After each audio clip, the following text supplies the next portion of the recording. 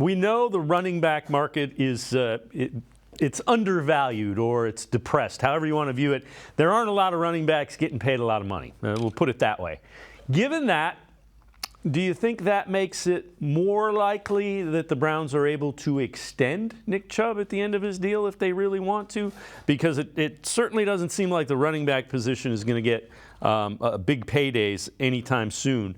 And then also your thoughts about, potentially Jedrick Wills getting paid and getting a new contract. Well, I think Nick Chubb's conversation isn't a running back conversation. It's a playmaker conversation. He's not really like Derrick Henry and him are never going to have to beg for money.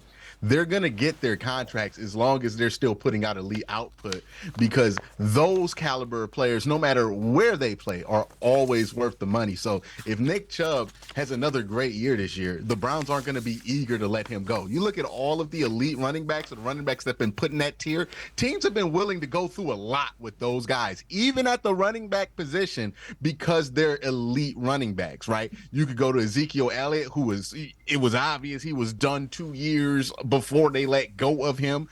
Alvin Kamara still with the Saints, even though he's been in multiple scandals. They're willing to go through things with elite level running backs. The issue in the guys who aren't getting paid are those mid-range and upper middle class running backs, right? Like Saquon and everything else. But like Christian McCaffrey, when his deal's up, he's going to get another one. He's going to get paid.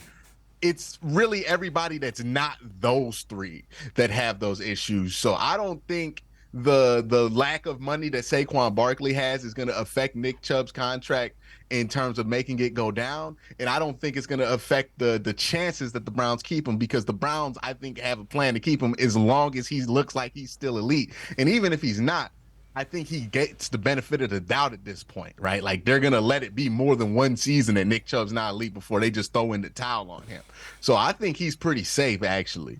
Jed Wills, on the other hand, we got to talk about options, right? That's the one where it's like, hey, he's not the greatest left tackle on earth, but he's also not the worst left tackle in the league. He's a pretty decent left tackle. And the question you have to ask yourself is, if you want to move on from Jed Wills, are you willing to pay more for a player who's about the same caliber of Jed Wills, just a different person than Jed Wills?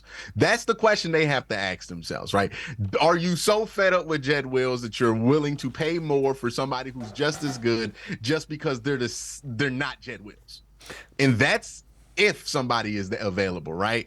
The cheapest option is probably keeping Jed Wills at left tackle, but then you're kind of going to be stuck with them over some years. Maybe it could be a short-term deal, but that's the reality of it, right? You can't talk about replacing Jed Wills without seriously talking about a real alternative. I'm not talking about let's flip him the right tackle and throw James Hudson at left or DeJuan Jones at left. Like, that's not a real solution.